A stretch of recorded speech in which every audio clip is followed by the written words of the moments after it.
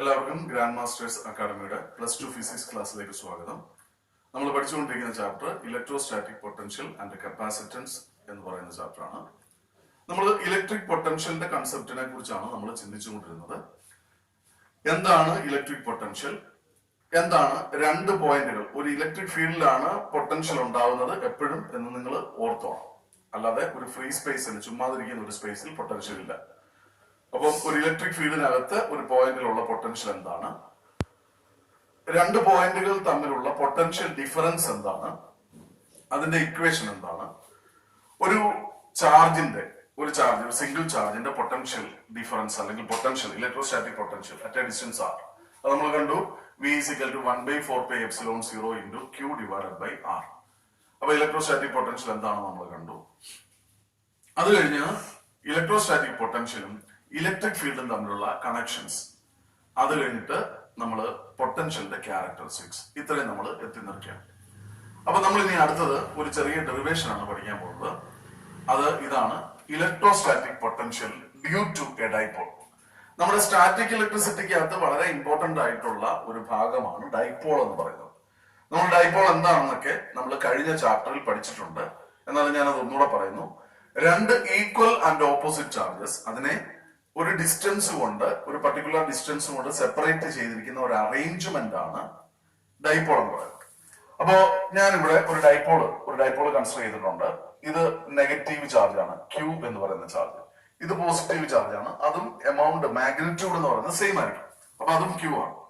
ഇതിനെ നമ്മളൊരു ചെറിയ ഡിസ്റ്റൻസ് കൊണ്ട് സെപ്പറേറ്റ് ചെയ്തിട്ടുണ്ട്. നിങ്ങൾക്കറിയാം ആ ഡിസ്റ്റൻസ് എന്ന് പറയുന്നത് 2a ആണ്. അപ്പൊ 2a എന്ന് പറയുമ്പോൾ തന്നെ ഡൈപോളിന്റെ സെന്ററിൽ നിന്ന് ഇവിടേക്കുള്ള ഡിസ്റ്റൻസ് എയും സെന്ററിൽ നിന്ന് പോസിറ്റീവ് ചാർജിലേക്കുള്ള ഡിസ്റ്റൻസ് എയുമായിട്ടാണ് നമ്മൾ എടുത്തിരിക്കുന്നത്.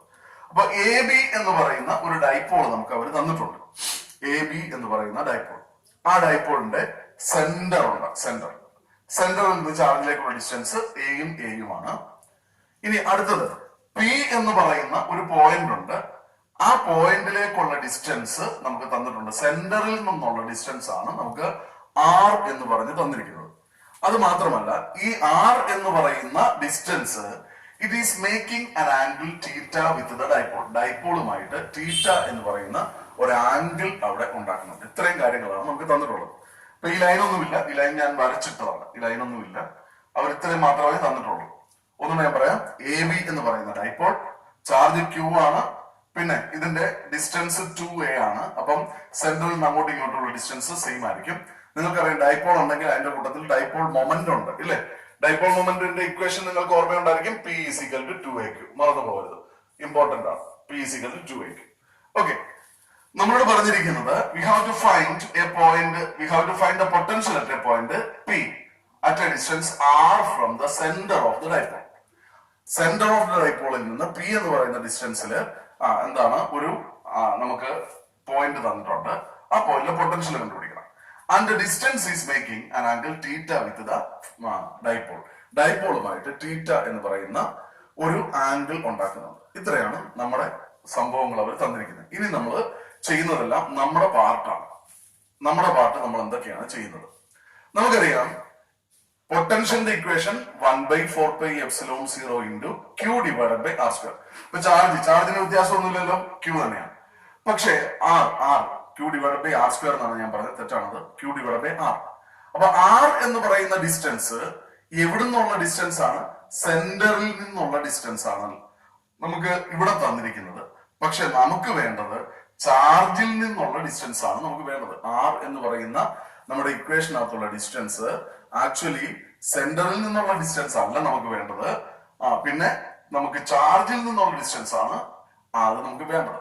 അപ്പൊ പോസിറ്റീവ് ചാർജിന്റെ പൊട്ടൻഷ്യൽ കാണാനാണെങ്കിൽ, നെഗറ്റീവ് ചാർജിന്റെ പൊട്ടൻഷ്യൽ കാണാനാണെങ്കിലും ഈ ചാർജിൽ നിന്ന് പോയിന്റിലേക്കുള്ള ഡിസ്റ്റൻസ് നമുക്ക് വേണം.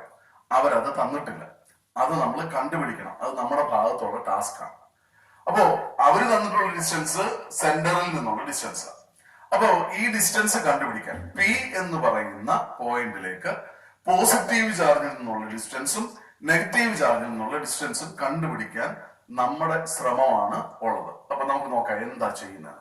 നമ്മൾ A എന്ന് പറയുന്ന പോയിന്റ്, അതായത് നെഗറ്റീവ് ചാർജ്, ഈ നെഗറ്റീവ് ചാർജിനെ ഞാൻ എന്ത് ചെയ്തു? P എന്ന് പറയുന്ന പോയിന്റുമായിട്ട് ജോയിൻ ചെയ്തു. കണ്ടല്ലോ, നമുക്ക് ഒരു ലൈൻ കിട്ടി. ഇതേപോലെ പോസിറ്റീവ് ചാർജ്, ഈ പോസിറ്റീവ് ചാർജിനെ ഞാൻ എന്ത് ചെയ്തു, നേരെ ജോയിൻ ചെയ്തു.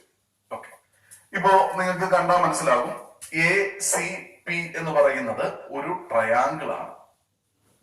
അതുപോലെ തന്നെ ബി സി പി എന്ന് പറയുന്നത് മറ്റൊരു ട്രയാങ്കിൾ ആണ്.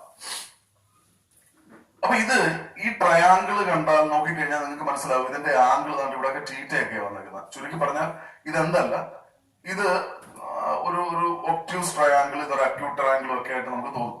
ചുരുക്കി പറഞ്ഞാൽ റൈറ്റ് ട്രയാങ്കിൾ അല്ല. നമ്മൾ ഇതിനെ റൈറ്റ് ട്രയാങ്കിൾ ആക്കാൻ പോവാം. കാരണം നമുക്ക് റൈറ്റ് ട്രയാങ്കിൾ ആക്കി കഴിഞ്ഞാൽ എന്ത് ചെയ്യാം, എന്തെങ്കിലും ഓപ്ഷൻ വെച്ചിട്ട് നമുക്ക് ഈ ഡിസ്റ്റൻസ് കണ്ടുപിടിക്കാൻ സാധിക്കും. അപ്പൊ നമ്മൾ ചെയ്യുന്നത് ഇതാണ്, പി സി എന്ന് പറയുന്ന ആ ലൈൻ ഉണ്ടല്ലോ, ഞാൻ താഴോട്ട് എക്സ്റ്റെൻഡ് ചെയ്യും. ഈ താഴോട്ട് എക്സ്റ്റെൻഡ് ചെയ്തിട്ട് എയിൽ നിന്ന് ഈ എക്സ്റ്റെൻഡ് ചെയ്ത ലൈനിലേക്ക് ഞാനൊരു പെർപെൻഡിക്കുലർ വരച്ചു. കണ്ടോ, ഇത് പെർപെൻഡിക്കുലർ. അപ്പൊ ഇത് 90 ഡിഗ്രി ആയില്ലേ. അപ്പൊ ഈ ജോയിൻ ചെയ്ത പോയിന്റിനെ ഞാൻ ഡി എന്ന് മാർക്ക് ചെയ്തു. അപ്പൊ ചുരുക്കി പറഞ്ഞാൽ ഇത്രയും ഉണ്ടായിരുന്ന ട്രയാങ്കിളിനെ ഞാൻ എക്സ്ട്രാ കൺസ്ട്രക്ട് ചെയ്തിട്ട് ഒരു റൈറ്റ് ട്രയാങ്കിൾ ആക്കി മാറ്റി. ആ ട്രയാങ്കിളിന്റെ പേര് ഇപ്പോ കിട്ടിയോ, എ പി ഡി. ഇനി നമുക്ക് ഇതൊക്കെ കിട്ടും ഇല്ലേ, എന്ന് വെച്ച് കഴിഞ്ഞാൽ ഈ ഹൈപ്പോട്ന്യൂസ് ഒക്കെ കിട്ടും. ഇതിന്റെ ഹൈപ്പോട്ന്യൂസ് ആയിട്ടോ ആൾട്ടിറ്റ്യൂഡ് ആയിട്ടോ ഒക്കെ വരുന്നുണ്ട്. നമുക്ക് നോക്കാം എന്താ അതിനകത്ത് ചെയ്യാവുന്നത്. അതിനു മുമ്പ് ഇതും കൂടെ നമുക്ക് റൈറ്റ് ട്രയാങ്കിൾ ആക്കിയേക്കാം. ഇതിന്റെ റൈറ്റ് ട്രയാങ്കിൾ ആക്കാനായിട്ട് ഇങ്ങോട്ട് എക്സ്റ്റെൻഡ് ചെയ്താലൊന്നും പറ്റത്തില്ല. പക്ഷേ താണ്ട് നോക്കിക്കോണം, ഇവിടുന്ന് ഞാൻ എന്ത് ചെയ്യുന്നു, ഇവിടുന്ന് ഒരു പെർപെൻഡിക്കുലർ അങ്ങോട്ട് വരച്ചു. കണ്ടോ, ഇവിടുന്ന് ഒരു പെർപെൻഡിക്കുലർ അങ്ങോട്ട് വരയ്ക്കുമ്പോൾ ഇത് കറക്റ്റ് 90 ഡിഗ്രി ആയി. അപ്പോ ഇതും എന്തായി, ഈ പോയിന്റിനെ നമുക്ക് ഇ എന്ന് മാർക്ക് ചെയ്യാം. അപ്പൊ ഇ എന്ന് മാർക്ക് ചെയ്ത് കഴിഞ്ഞാൽ ബി പി ഇ എന്ന് പറയുന്നത് മറ്റൊരു റൈറ്റ് ട്രയാങ്കിൾ ആക്കി മാറ്റും. അപ്പൊ ആ റൈറ്റ് ട്രയാങ്കിളിനകത്തുനിന്ന് പി ബി എന്ന് പറയുന്നത് കണ്ടുപിടിക്കാം എന്ന് വെച്ചു. ഇനി നമുക്ക് വേണ്ടത് എന്താന്ന് വെച്ച് കഴിഞ്ഞാൽ, ഇങ്ങോട്ട് നമ്മൾ എക്സ്റ്റെൻഡ് ചെയ്ത ഒരു ഡിസ്റ്റൻസ് ഉണ്ടല്ലോ, ആ ഡിസ്റ്റൻസും ഇവിടുന്ന് ഇങ്ങോട്ടുള്ള ഡിസ്റ്റൻസ് ഉണ്ടല്ലോ, ആ ഡിസ്റ്റൻസും അത് കട്ട് ചെയ്താലേ നമുക്ക് എന്ത് കിട്ടത്തുള്ളൂ, ഇവിടുത്തെ ആൾട്ടിറ്റ്യൂഡ് ആയിട്ടുള്ള അല്ലെങ്കിൽ പി ഇ എന്ന് പറയുന്ന ഡിസ്റ്റൻസ് കിട്ടത്തുള്ളൂ. ഒന്നുകൂടെ ഞാൻ പറയാമേ, അതായത് ഈ ഡിസ്റ്റൻസ് നമ്മൾ എക്സ്റ്റെൻഡ് ചെയ്ത ഡിസ്റ്റൻസ് അത് എത്ര, അത് നമുക്കറിയത്തില്ല, സി ഡി എന്ന് മാത്രമേ അറിയാത്തുള്ളൂ. അപ്പൊ ആ ഡിസ്റ്റൻസ് നമുക്ക് വേണം. അതുപോലെ തന്നെ സി ഇ എന്ന് പറയുന്ന ഡിസ്റ്റൻസ് അതും നമുക്ക് വേണം. ആ ഡിസ്റ്റൻസ് കിട്ടിക്കഴിഞ്ഞാൽ നമുക്ക് കാര്യങ്ങൾക്ക് ഒരു ഏകദേശ ധാരണയായിട്ട് വരും. അപ്പോ നമുക്ക് നോക്കാം, ഈ സി ഡി എന്ന് പറയുന്ന ഡിസ്റ്റൻസ് ഇപ്പൊ നമ്മുടെ ഫിഗർ ഇത്രയും തീർന്നിട്ടുണ്ട്. കാര്യങ്ങളെല്ലാം നിങ്ങൾക്ക് മനസ്സിലായി കാണും. ഞാനത് ഒന്നുകൂടെ എക്സ്പ്ലെയിൻ ചെയ്യാം. നോക്കുക, നമുക്ക് ഇവിടെ റൈറ്റ് ട്രയാങ്കിൾ കിട്ടിയിട്ടുണ്ട്, എ സി ഡി എന്ന് പറയുന്നത്. ഇത് ഒരു റൈറ്റ് ട്രയാങ്കിൾ ആണല്ലോ. അപ്പൊ ഇതൊരു വലിയ റൈറ്റ് ട്രയാങ്കിൾ വന്നപ്പോൾ തന്നെ ഇവിടെ ഒരു കുഞ്ഞി റൈറ്റ് ട്രയാങ്കിൾ നമുക്ക് അവിടെ വന്നിട്ടുണ്ട്. ആ റൈറ്റ് ട്രയാങ്കിൾ ആണ് എ ഡി സി എന്ന് പറയുന്ന റൈറ്റ് ട്രയാങ്കിൾ. ആ എ ഡി സി എന്ന് പറയുന്ന റൈറ്റ് ട്രയാങ്കിളിന്റെ അതിന്റെ അഡ്ജസന്റ് സൈഡ് നോക്കുക, ഇത് തീറ്റ ആണെങ്കിൽ ഇതും വെർട്ടിക്കലി ഓപ്പോസിറ്റ് ആയതുകൊണ്ട് ഇതും തീറ്റ ആയിരിക്കും. അപ്പൊ ഇതിന്റെ അഡ്ജസന്റ് സൈഡ് ആണ് ഇത്. കണ്ട, ഈ റൈറ്റ് ട്രയാങ്കിളിന്റെ അഡ്ജസന്റ് സൈഡ്. നിങ്ങൾക്കറിയാം, ഒരു റൈറ്റ് ട്രയാങ്കിളിന്റെ അഡ്ജസന്റ് സൈഡ് എന്ന് പറയുന്നത് ഹൈപ്പോട്ടിന്യൂസ് ഇൻറ്റു കോസ് തീറ്റയാണ്. ഒന്നുകൂടെ പറയാം, adjacent side of any right triangle is equal to hypotenuse into cos theta. അപ്പൊ ഹൈപ്പോട്ടിന്യൂസ് എന്ന് പറയുമ്പോൾ ഏതായത് എ സി. എ സിയുടെ ഡിസ്റ്റൻസ് നമുക്ക് അറിയാമല്ലോ, കാരണം ചാർജിൽ നിന്ന് സെന്ററിലേക്കുള്ള ഡിസ്റ്റൻസ് എ ആണ്, നമ്മളിവിടെ മാർക്ക് ചെയ്തിട്ടുണ്ട്. അപ്പൊ അങ്ങനെയാണെങ്കിൽ a C cos theta is equal to a cos theta വരും. ഇതേപോലെ തന്നെ നോക്കുക, സി ഇ എന്ന് പറയുന്നതും മറ്റൊരു റൈറ്റ് ട്രയാങ്കിൾ ആണ്. അപ്പൊ ആ റൈറ്റ് ട്രയാങ്കിളിനകത്ത് സി ബി എന്ന് പറയുന്നത് ഹൈപ്പോട്ടിന്യൂസ് ആയിട്ട് വരും. ഇതെന്നേരം എന്താണ്, ഇത് ആംഗിൾ ആയതുകൊണ്ട് ഇതും അഡ്ജസന്റ് സൈഡ് ആണ്. അപ്പൊ സി ഇ എന്ന് പറയുന്നതും ഹൈപ്പോട്ടിന്യൂസ് കോസ് തീറ്റ ആണ്. ഹൈപ്പോട്ടിന്യൂസ് എത്ര തന്നെ, സി ബി എന്ന് പറയുന്ന ഡിസ്റ്റൻസ് എത്ര, എ ആണ്. അപ്പൊ എ കോസ് തീറ്റ. അപ്പൊ ചുരുക്കി പറഞ്ഞാൽ ഈ ഡിസ്റ്റൻസും സെയിം ആണ്, അത് എ കോസ് തീറ്റ ആണ്. അതാണ് നമ്മൾ ആദ്യം എഴുതി വെക്കുന്നത്. അപ്പൊ ആദ്യം നമ്മൾ ഫിഗർ കൺസ്ട്രക്ട് ചെയ്തു, ഫിഗർ തന്നിട്ടുണ്ടായിരുന്നു.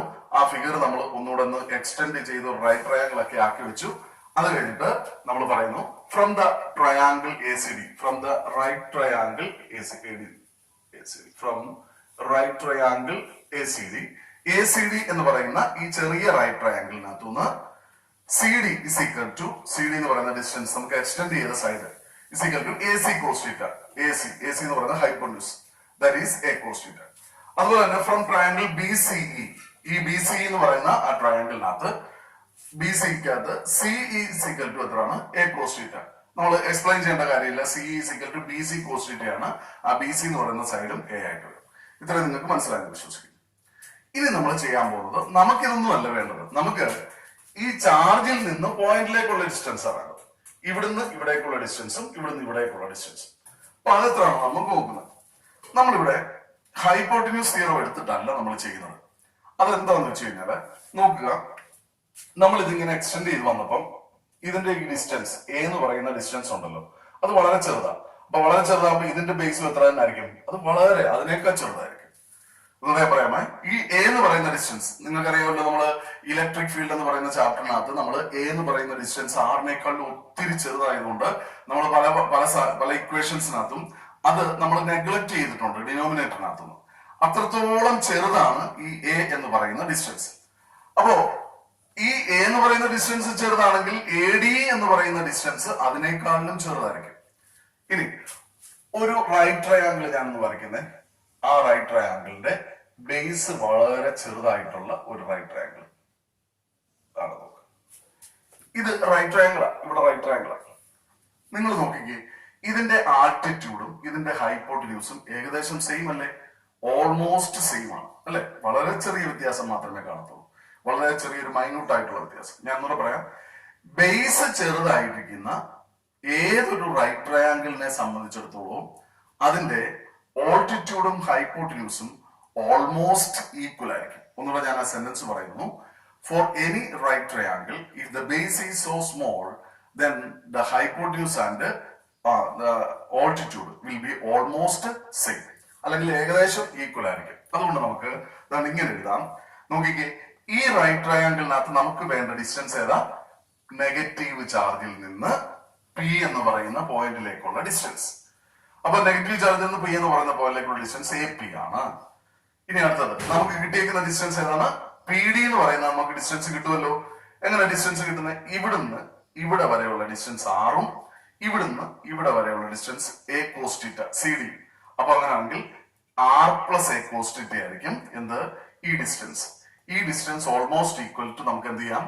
ഈ ഡിസ്റ്റൻസ് എന്ന് പറയാമല്ലോ. ആൾട്ടിറ്റ്യൂഡും ഹൈപ്പോട്ടന്യൂസും ഓൾമോസ്റ്റ് ഈക്വൽ ആയിരിക്കുന്നുണ്ട്. ഞാൻ ഒന്നുകൂടെ പറയുന്നു. എ പി ഡി എന്ന് പറയുന്ന വലിയ റൈറ്റ് ട്രയാങ്കിളിലെ ബേസ് വളരെ ചെറുതായതുകൊണ്ട് ഹൈപ്പോട്ടന്യൂസും ആൾട്ടിറ്റ്യൂഡും ഓൾമോസ്റ്റ് ഈക്വൽ ആണ്. നമുക്ക് വേണ്ടത് ഇവിടുത്തെ എ പി എന്ന് പറയുന്ന ഡിസ്റ്റൻസ് ആണ്. അപ്പോ നമുക്ക് ഏത് ഡിസ്റ്റൻസ് കിട്ടും? പി ഡി എന്ന് പറയുന്ന ഡിസ്റ്റൻസ് കിട്ടും. പി ഡി എങ്ങനെ കിട്ടുന്നത്? P C plus C D. P C എന്ന് പറഞ്ഞാൽ ആറ്, സി ഡി എന്ന് പറഞ്ഞു കഴിഞ്ഞാൽ എ കോസ് തീറ്റ. അതുകൊണ്ട് R plus A cos theta. അങ്ങനെയാണെങ്കിൽ ഈ distance almost equal to A P ആയിരിക്കും. അപ്പൊ നമ്മൾ അടുത്തത് അത് എഴുതുന്നത് in right triangle A P D, P D is equal to R plus A cos theta.